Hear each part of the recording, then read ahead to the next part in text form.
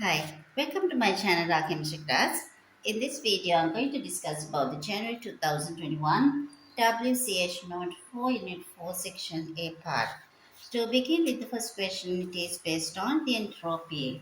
So it is the first question. It is based on four substances. It is this. The four choices are given A, B, C, D.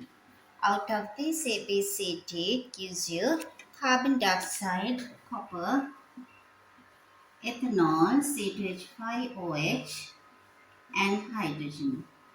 Out of these four substances, the one which is having the highest molar entropy at 298 Kelvin and 1 atmospheric pressure. To get this answer, we can immediately rule out these two. B and the C answers out because the copper is a solid and ethanol is a liquid. So there are two gases are present here. Choice is out of E and the D. Out of these two, D out because it is the molar mass of hydrogen is 2 but carbon dioxide is 44. So it has more molar mass means more particles and the entropy is higher. So the best answer for the question number 1 is the A. Second question, we move on to the four substances again provided to you all and asking PQRS are four different substances. PQRS, it is provided to you. Delta is surrounding as well as system values. Delta is surrounding and the delta is system values for four different substances. You are asking which of these rare substances thermodynamically feasible by analyzing those four values. P has plus 245 surrounding value. Both these are given the units of joules per mole per Kelvin.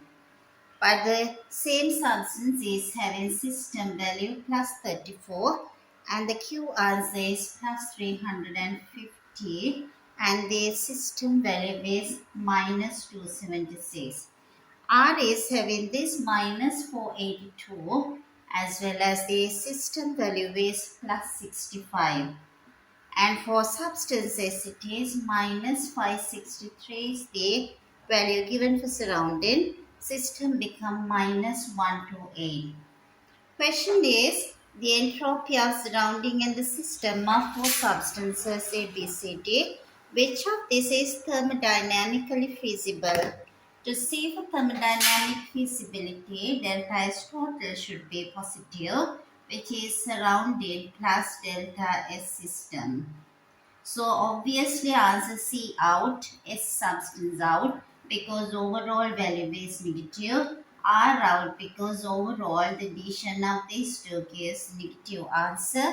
Also P and the Q both are possible because this addition gives that positive answer for P and the Q. Therefore the best answer is the P. It should be these reactions P and the Q.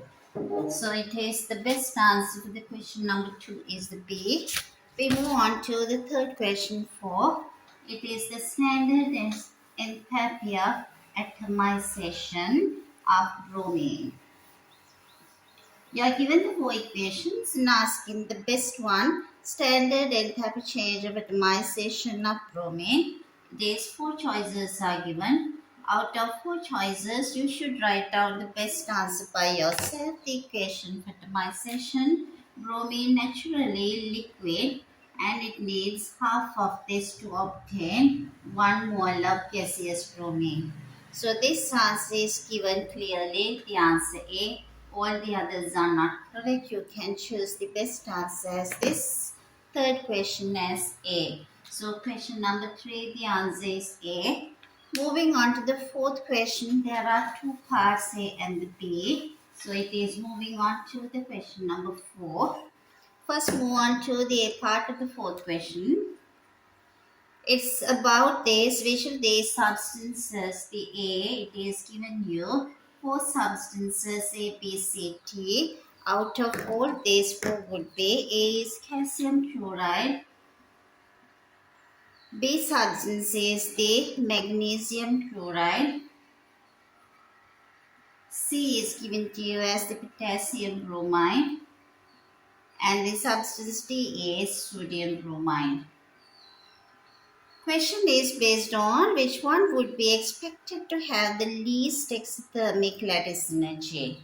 So you should recall what the lattice energy is. The lattice energy based on it is the enthalpy change take place formation of 1 mole of solid ionic compound. So when you are recognizing 2 plus are present with the answer A and the B, and this 1 plus is with C and the D, so it should be the least. These are highest, so therefore A and the B are not correct. Your choice should be, it should be either C or D. Out of these three, the best answer is the C, because potassium much bigger and the same bromide ion, sodium is smaller with the same bromide ion, electrostatic forces retractions are greater in D, so this out. Therefore, the least value comes with the answer C, which is potassium bromide. So, the fourth question A part, the answer should be the C.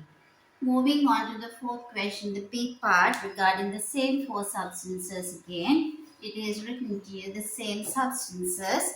It is based on this largest difference between, out of these four substances, largest difference between theoretical and experimental lattice energy. So obviously again your choices has to be C and the D out, because it is that lattice energy of C and the D would be not enough, and to polarize this is that double charge should be having the smaller size compared to this substance with one positive charge. So the calcium 2 plus is smaller. If it is smaller, something like that, magnesium is even smaller. So it is that different has to be given.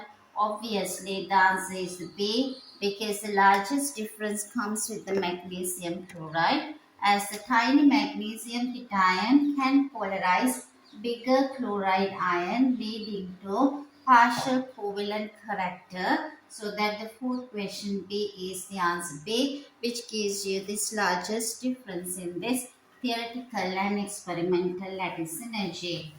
Moving on to the question number 5, which is based on this given information, is the standard enthalpy change of solution of potassium chloride. So that enthalpy change of solution is an endothermic value plus 17. So your question based on this question would be, is the solubility at room temperature 298 Kelvin? The solubility of this compound potassium chloride is provided to you as 359 grams, 359 grams per 1 decimeter cube. Your question based on which these explain the solubility of potassium chloride in water. Solubility of KCl in water obviously depending on the enthalpy change of hydration of each cation, leading to aqueous ion Cl minus into aqueous as well as K plus aqueous, which are exothermic.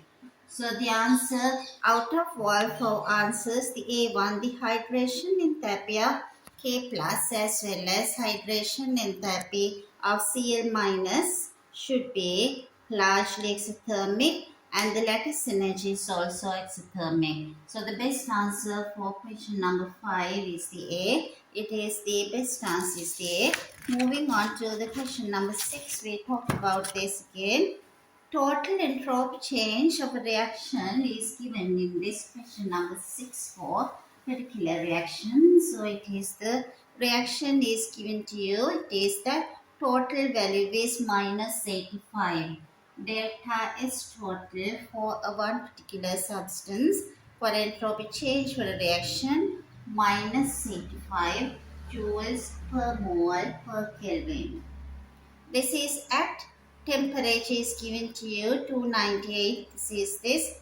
You're asking the value would be equilibrium constant K. If the delta is total is given to you, there is a relationship delta is total is equals to It is R ln K, which is the equilibrium constant. You can take ln K outside the expression. Therefore, delta is total divided by R. So it should be the answer 3.61 times 10 to the power minus 5. So the question number 6, the best answer has to be the A. This relationship is very important that you should be aware about this relationship. Question number 7, it gives you about this reaction mechanism between propanol and iodine in the presence of NH plus ions, which is also take part in the reaction in the question number 7. So it is the propanol reacts with the iodine. You are given this, the rate equation is rate is equals to K times propanol concentration to the power 1 as well as H plus concentration to the power 1. So these values being found, so it is through the experiment. I have written this propanol, but it is given in the question as CH ray. COCH raised the propanol to the power 1 as well as H plus to the power 1, which equals to the rate of the reaction. So the question based on that, there are 4 possible mechanisms. Which mechanism is the best here? So obviously propanol should react with this H plus ions in the rate determining step, which is this slower step in the mechanism. So before doing that, this get protonated, this the oxygen with the hydrogen, making the OH part is positive attached to CH ray. So it would be in the very fast step forming this particular one. Right after forming up, this would undergo the slow reaction. So this would change slowly as it is produced. So it changes into an intermediate compound CH ray having this OH. At the same time, it produces carbon-carbon double bond and it is generating H plus ion, which has to be this particular reaction is a slower step. As the slowest step as having this hydrogen ion as well as propanol, best answer for this question is this A part. So moving on to the question number 8 right after this 7th question. So we move on to question number 8, that is also based on the rate kinetics of the unit 4 is testing on this question as well. So it is the question number 8. So it is gives you rate equation is equals to K times A to the power 2 and B to the power 0. This is one particular reaction and this initial rate value is given to you as 9 into 10 to the power minus 5. 9 into 10 to the power minus 5, which is moles per decimeter cube per second. And you are provided the A concentration is equals to 0.30 moles per decimeter cube. At the same time, it provided with B concentration equals to 0.2 mole per decimeter cube. So all this you are asking the value of rate constant for this particular reaction. You have to get the K out of the expression. K is equals to rate divided by A to the power 2 only because B is not involved in the reaction. Once you substitute, it would be 1 times 10 to the power minus 3. So you get the answer. K value become 1 time 10 to the power minus 3, which is the answer is C. That is the question number 8. Moving on to the question number 9 based on its acid-base equilibrium in the unit 4 regarding the weak acid. Question number 9 is this talking about this weak acid. It is the weak acid and it is based on 2 weak acids. It is the ethanoic acid as well as chloroethanoic acid. 2 different weak acids are provided with each one's this the pKa value also given to you. 4.8 is the pKa and this the true ethanoic acid, the pKa is provided to you as 2.9. So you can obviously get this the Ka value 10 to the power minus pKa. which comes as the Ka for this one is 1.26 times 10 to the power minus 3. Also for this, the first acid is ethanoic acid. You can calculate this Ka equals to 1.5 times 10 to the power minus 6. So it should be, I think it is minus 5. Right, greater the Ka value, stronger the weak acid. So anyway, they are weak acid, but out of these two, more stronger the weak acid is it should be the chlorethanoic acid because greater the Ka value. 1.26 times 10 to the power minus 3 is much bigger than 1.5 than into 10 to the power minus 5. Your question is, what's the pH of 0.1 mole per decimeter cube of chloroethanoic acid? pH of your solution being provided 0.1. 0.1 mole per decimeter cube. So you can think about this, any weak acid, we can get the relationship hydrogen ion concentration to the power 2 divided by acid concentration is that. To find the pH, you should rearrange to obtain H plus to the power 2 is Ka times the acid concentration. Therefore, H plus concentration is the square root of Ka times the acid concentration. Once you sort it out, this the pH is equals to minus log of H plus concentration, which equals to, out of these two is 1.95 is the pH. 1.95 comes to the ninth question, the B part.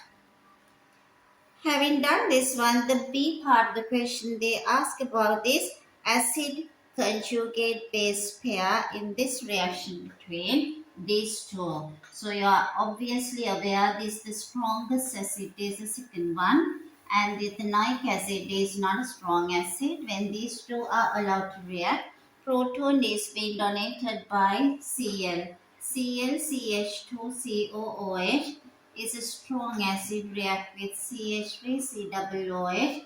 So the most strong acid would be given the proton in this reaction. So it has to be, would be gives you CH3 conjugate base, and the acid should be this one. This is the acid. This is your choice for the acid is obviously the second one because the strong and it donates a proton. So obviously the conjugate base should be, it is being turned into ClCH2CO and the O negative once it donates a proton. So this is the conjugate base and this is the acid. So the best answer for this one is the C. This is our B part of the question. The answer is C. C gives you this, the acid and the conjugate base. Ninth question B, the answer should be the C. Moving on to the question number 10. It is gives you part of this, the titration curve between strong acid and this weak alkali, this one. Weak alkali gives you as ammonia. Ammonia gas is provided. So it is this 10th question.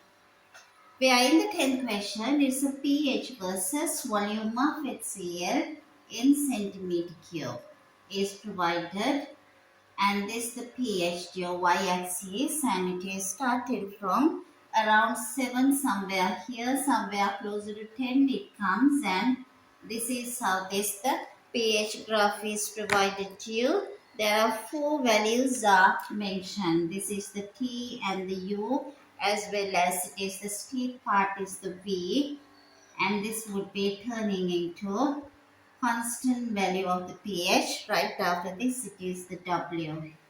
Based on this graph, your first question 10th A part is, your question is which region graph is the most effective, the buffer region.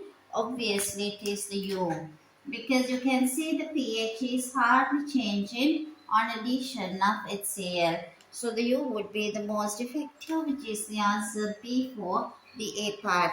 And the B part is the best indicator. This is 10th B part the question. The one out of all the 4 indicators, the methyl red, which is changing its pH within the vertical part of this graph. So the 10th B is the best answer is A, which is the B. Thyroid is the best indicator.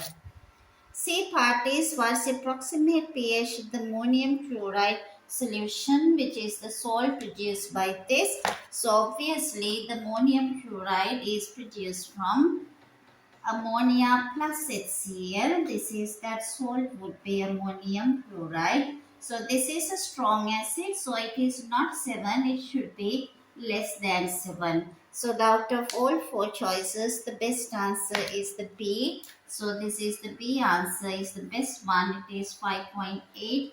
The end point, the pH would be for this reaction. So the salt also having the pH of same 5.8. Finishing the 10th question, we are moving on to the 11th question about diprotic acid H2A. So in that diprotic acid is allowed to react with sodium hydroxide, and you are given the balance equation H2A plus 2NaOH. It gives you the salt is Na2A plus 2H2O. This balance equation is provided to you. Your question based on that would be 25 portion of sodium hydroxide of 0.1 mole per decimeter cube, and the volume is 25 centimeter cube is reacted, and it was needed 12.8 of the diprotic acid. Volume is 12.8. Your question is find this diprotic acid. What's the concentration of this acid in moles per decimeter cube? Obviously, you can begin this calculation by using number of moles of sodium hydroxide in this given volume. So obviously, number of moles of sodium hydroxide would be equals to zero point 0.1 divided by 1000 times 25, which is 2.5 times 10 to the power minus 3 mole. By looking at these two values, you can immediately get to know that reaction is based on the H2A to sodium hydroxide would be, it is one of the acid with twice of sodium hydroxide. So you can see this, it could be values of number of moles of H2A should be half of this answer, which is 1.25 times 10 to the power minus 3 mole. So the concentration of H2A would be equals to 1.25 times minus 3 was in 12.8, therefore in 1000. You can see to get thousands being cancelled off, and the answer would be equals to 9.77 times 10 to the power minus 2 mole per decimeter cube, which gives you the answer for the 11th is the B. Moving on to this question number 12, that is regarding this reaction mechanism between halogenoalkane with an alkali substance. This with the nucleophilic substitution is the result here in this the question number 12, and it gives you nucleophilic substitution produces the product would be alcohol. So you are provided RBR, the equation with OH minus. Substitution occurs, the OH comes with this, Br is the leaving group. Question number 12, this information is given to you. Alcohol formed is a racemic mixture. The alcohol is the ROH here, which is racemic mixture. Obviously, the halogenoalkane should be a tertiary one. So it will be the tertiary. Best thing answer is the 12th is the C, because that it should produce trigonal planar carbocation intermediate comes only with this tertiary halogenoalkane. Moving on to the question number 13, right after this 12 is the 13. This is also from certain organic compounds. 13 question, it is gives you this information starting from compound X with this C5H10O. X has a molecular formula C5H10O. So in this compound, gave an orange precipitate with 2,4-Dn pH, silver mirror with this Tollens reagent. So obviously this contain aldehyde group because it's the carbonyl compound, so it gave the idea about 2,4-D and pH, which is not possible to be X out of all these four choices.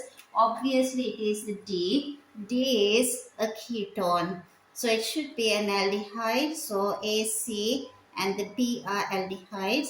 Not possible is a ketone, which is the D.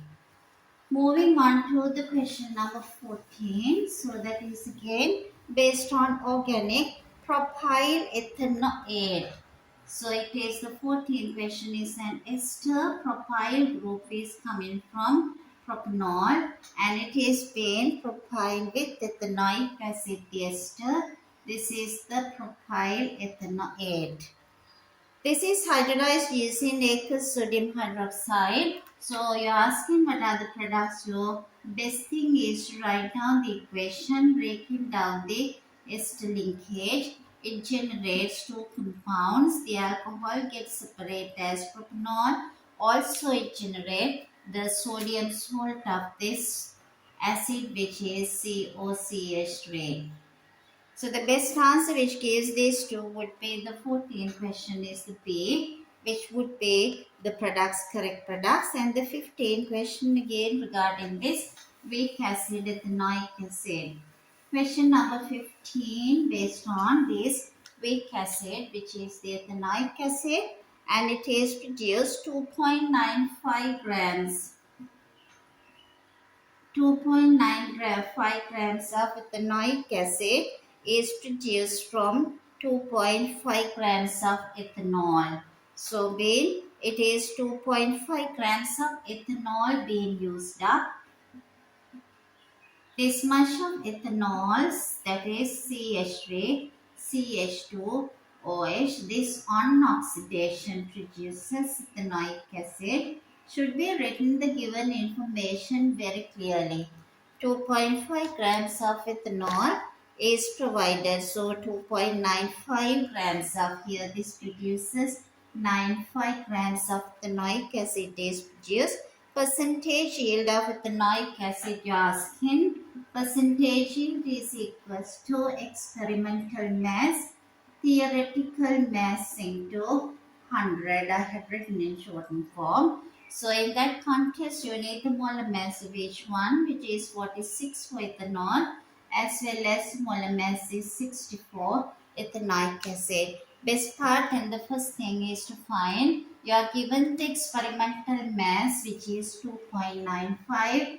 Upper value you are aware should be calculated theoretical mass. So if you are using 46 grams of ethanol, obviously you should get 60 grams of ethanoic acid if the percentage yield is 100%. So 1 gram of ethanol should gives you 60 divided by 46 grams of ethanoic acid. Therefore, 2.5 gram you to multiply by that with this 2.5. So you get the answer if you simplify further up. 3.26 grams should be obtained. So this is the experimental mass you got over here. Experimental mass is now 2.95 gram. Theoretically expected mass should be now 3.26 into 100, which gives you the percentage yield value 90.5 if you simplify. So the 15th question, the answer should be the C is the best answer. If you simplify, you get percentage here 90.5. So moving on to the question number 16, which is the last question in this paper, section A. We move on to the question number 16, that is based on this chromatographic technique with a thin layer chromatography. Alright, question number 16 is based on mixture of organic compounds analyzed using thin layer chromatography. So in the thin layer chromatography, it is that this is being like this, the baseline where you start your substance being spot at the center, and after some time it has been moved to RF value, which has been found as 0.92 from the original place. 0.92 is this the RF value. attraction between the component with the kind of the stationary phase as well as mobile phase. That difference only cause whether it moves faster, whether the RF value is bigger or no. Obviously, it is not attracted by stationary field because it's a weak interactions, but mobile phase it attracted strongly. So this answer gave to you in the answer D for question number 16. So we have been come to the end of the section A part. I hope you realized and understood. We came to the end of this discussion based on the section A. Hope you understood how it is being discussed and analyze the questions. Hope to meet up you soon with another video. Thank you so much for watching the video.